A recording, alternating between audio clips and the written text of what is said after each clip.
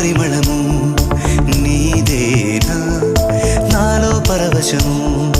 నిజమేనా బొండు మల్లి పువ్వు కన్నా తేలికగు నీ సోకు రెండు కళ్ళు మూసుకున్నా లాగు మరి నీ వైపు సొగసును చూసి పాడ